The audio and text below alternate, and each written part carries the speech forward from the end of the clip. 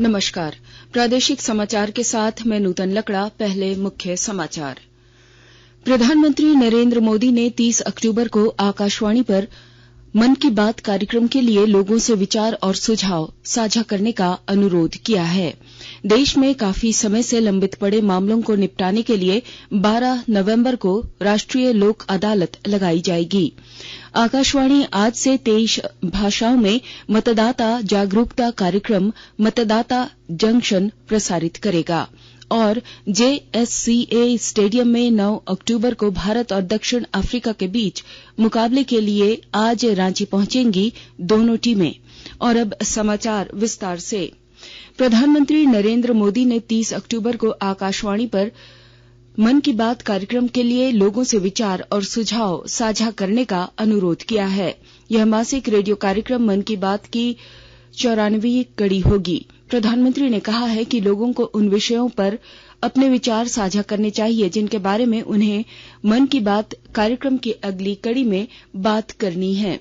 लोग नमो ऐप या माई गव open forum पर अपने विचार साझा कर सकते हैं। वे टोल फ्री नंबर 1-800-11-7800 पर भी डायल कर प्रधानमंत्री के लिए अपना संदेश हिंदी या अंग्रेजी में रिकॉर्ड करा सकते हैं। फोन लाइनें 28 अक्टूबर तक खुली रहेंगी। लोग 1922 पर मिस कॉल भी दे सकते हैं और एसएमएस लिंक प्राप्त होने पर प्रधानमंत्री को अपने सुझाव दे सकते हैं। देश में काफी लंबे समय से लंबित पड़े मामलों को निपटाने के लिए 12 नवंबर को राष्ट्रीय लोक अदालत लगाई जाएगी। उपभोक्ता कार्य, खाद्य और सार्वजनिक वितरण मंत्रालय ने बताया कि देश में लगभग 6,08,000 से अधिक उपभोक्ता मामले लंबित हैं। मंत्रालय ने कहा है कि लोक अदालत व्यवस्था और आपसी समझौते के मामले सुलझाने का लाभ देखते हुए ज्यादा से ज्यादा उपभोक्ता मामलों का निपटारा संभव हो पाएगा। उपभोक्ता कार्य विभाग एसएमएस या ईमेल के जरिए उपभोक्ताओं, कंपनियों और संस्थाओं तक पहुंच बना रहा है। ऐसे 3 लाख पक्षकारों के फोन नंबर या ईमेल विभाग के पास हैं जिनके मामले आयोग में लंबित हैं। रामगढ़ जिले में आपकी योजना आपकी सरकार आपके द्वार कार्यक्रम को लेकर प्रशासनिक तैयारियां तेज हो गई हैं। यह कार्यक्रम राज्य सरकार के 3 वर्ष पूरे होने के उपलक्ष्य में आयोजित किया जा रहा है। विस्तृत ब्यौरे के साथ हमारे संवाददाता। रामगढ़ जिले में आपकी योजना आपकी सरकार आपके द्वार कार्यक्रम को सफल बनाने को लेकर जिला प्रशासन के द्वारा सभी आवश्यक तैयारियां की जा रही है।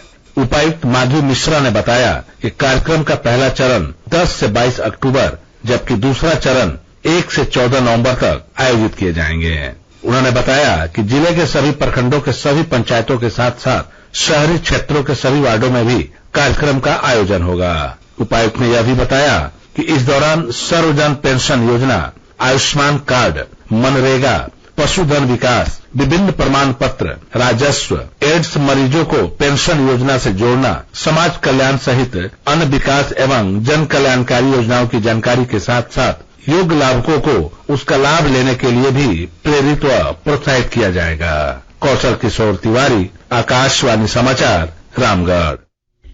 आजाद भारत की बात आकाशवाणी के साथ श्रृंखला का आज की कड़ी में हम भारत में तेलुगु सिनेमा के सफर के बारे में जानकारी दे रहे हैं।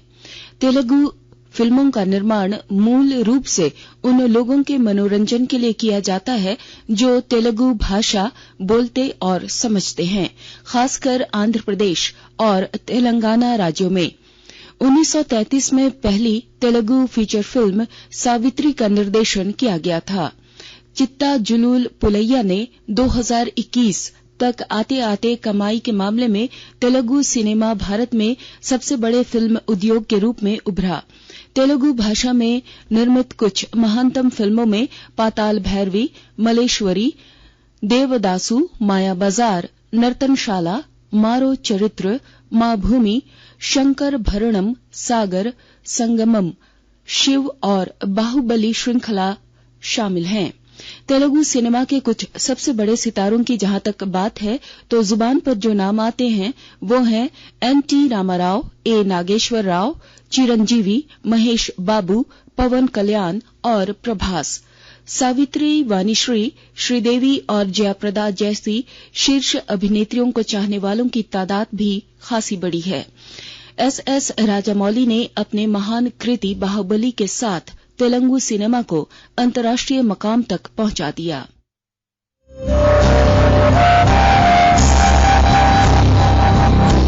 आजाद भारत की बात आकाशवाणी के साथ स्वतंत्रता के 75 वर्ष का उत्सव, जीवंत यात्रा की स्मृतियां, स्वतंत्र भारत की उपलब्धियां और कुछ रोमांचक पल। तो आप भी जुड़िए और सुनना न भूलें 15 अगस्त से प्रतिदिन हमारे FM गोल्ड 100.1 और दूसरे चैनलों पर आजाद भारत की बात आकाशवाणी के साथ। राष्ट्रव्यापी टीकाकरण अभियान के अंतर्गत अब तक 218 करोड़ 88 लाख से अधिक कोविड टीके लगाए जा चुके हैं। स्वास्थ्य मंत्रालय ने बताया है कि पिछले 24 घंटों में 3,97,000 से अधिक टीके लगाए गए। देश में अब तक 89 करोड़ 62 लाख से अधिक नमूनों की कोविड जांच की जा चुकी है। कल 2,13,000 से अधिक नमूनों की जांच की गई। आकाशवाणी के ताजा तरीन समाचारों के लिए आप हमारे वेबसाइट newsonair.com पर लॉग ऑन कर सकते हैं। ताजा समाचार Twitter handle @AIR news alerts और Facebook page all India radio news पर भी उपलब्ध है। आप प्रादेशिक समाचार एकांश के ट्विटर हैंडल @AIR न्यूज_रांची और फेसबुक, इंस्टाग्राम पेज तथा YouTube channel AIR news Ranchi पर भी हमारे बुलेटिन सुन सकते हैं। प्रादेशिक समाचार आप आकाशवाणी रांची से सुन रहे हैं और अब पेश है कोरोना से बचाव के कुछ संदेश। कोविड-19 से बचाव और सुरक्षित रहने के 3 उपाय। मास्क लगाएं, 2 गज दूरी है जरूरी, सुरक्षित दूरी रखें, हाथ और मुंह साफ रखें।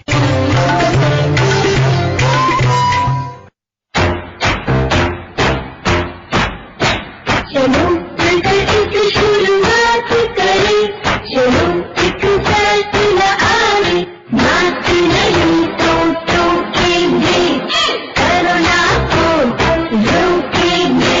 चलो एक वादा करते हैं, चलो एक वादा करते हैं, मास्क नहीं तो टोकेंगे, कोरोना को रोकेंगे। भारत सरकार द्वारा जनहित में जारी। प्रादेशिक समाचार में आपका एक बार फिर स्वागत है। धनबाद जिले के नगर निकायों में होने वाले चुनावों की तैयारियां शुरू हो चुकी हैं। उपायुक्त संदीप सिंह ने कल समाहरणालय सभा कक्ष में बैठक कर चुनाव से संबंधित तैयारियों पर चर्चा की। उन्होंने सभी अंचल अधिकारियों को मतदान केंद्रों के प्रारूप का प्रकाशन 7 से 14 अक्टूबर तक करने को कहा। आपत्तियां प्राप्त करने और निष्पादन की तिथि 22 अक्टूबर तक निर्धारित की गई है, जबकि 28 अक्टूबर को आयोग का अनुमोदन लेकर 29 अक्टूबर को मतदान केंद्रों की सूची का अंतिम प्रकाशन किया जाएगा। निर्वाचन आयोग आज से मतदाताओं के लिए वर्ष भर चलने वाला जागरूकता कार्यक्रम शुरू कर रहा है। मतदाता जंक्शन के नाम से इस कार्यक्रम का प्रसारण 52 कड़ियों में आकाशवाणी से किया जाएगा। 15 मिनट का यह साप्ताहिक कार्यक्रम हर शुक्रवार शाम 7 से 9 बजे तक आकाशवाणी के Vividh Bharati, FM rainbow, FM gold और अन्य प्रमुख चैनलों से प्रसारित किया जाएगा। यह कार्यक्रम देश भर में 23 भाषाओं में उपलब्ध होगा।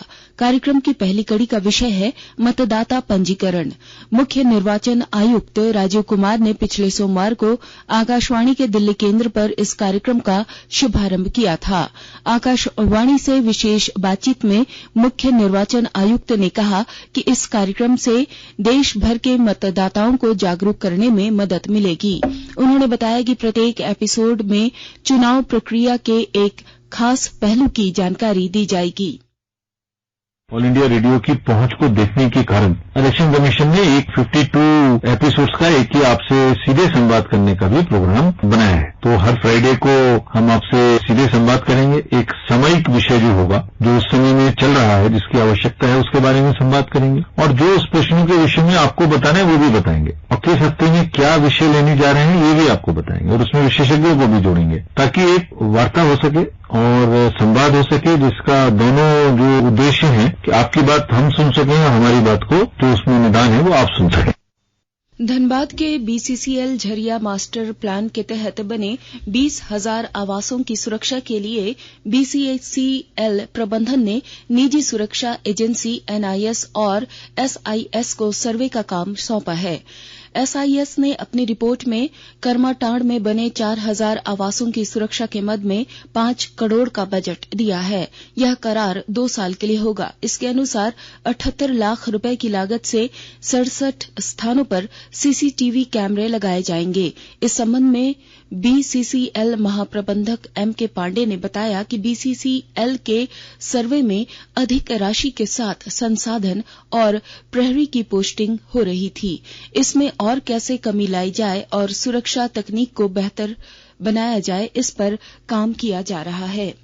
लोहरदगा के सेरेंगदागा थाना क्षेत्र में आदिवासी महिला के साथ दुष्कर्म मामले में डीजीपी नीरज सिन्हा ने डीआईजी से रिपोर्ट मांगी है। डीआईजी अनीश गुप्ता ने खुद मुख्यालय पहुंचकर डीजीपी को पूरे मामले की जानकारी दी है। हजारीबाग में पर्यावरण जागरूकता के लिए 25 किलोमीटर साइकिल यात्रा निकाली गई। इस दौरान लोगों को पर्यावरण संरक्षण का संदेश दिया गया। विस्तृत ब्यौरे के साथ हमारे संवाददाता। हजारीबाग जिले के टाटी झरिया प्रखंड के दूधमटिया में आज आयोजित वृक्ष रक्षा बंधन सह पर्यावरण मेला को लेकर हजारीबाग से साइकिल यात्रा निकाली गई। यात्रा का आयोजन वन प्राणी सुरक्षा समिति ब्यूरो ने वन पर्यावरण एवं जलवायु परिवर्तन विभाग के साथ मिलकर किया। देवांगना चौक पर पूर्वी वन प्रमंडल के डीएफओ सौरभ चंद्र एवं समाज के गणमान्य लोगों ने हरी झंडी दिखाकर साइकिल यात्रा की शुरुआत किया। 25 किलोमीटर यात्रा में 8 साल से लेकर 60 साल के लोगों ने हिस्सा लिया।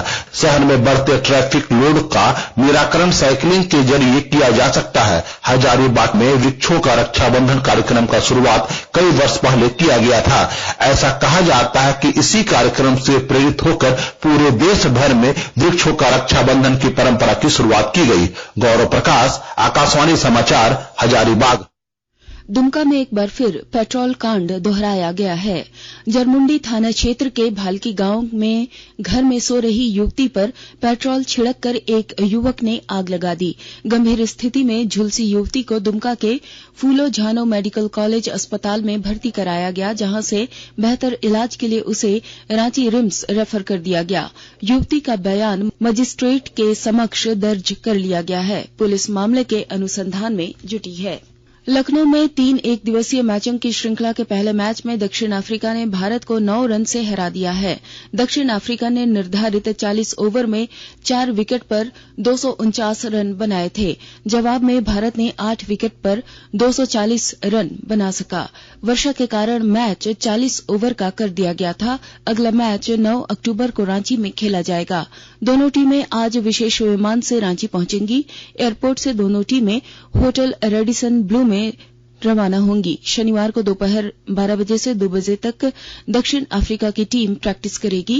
इधर मौसम वैज्ञानिक अभिषेक आनंद ने बताया है कि 9 अक्टूबर को मैच के दिन दोपहर में बारिश होने की संभावना है।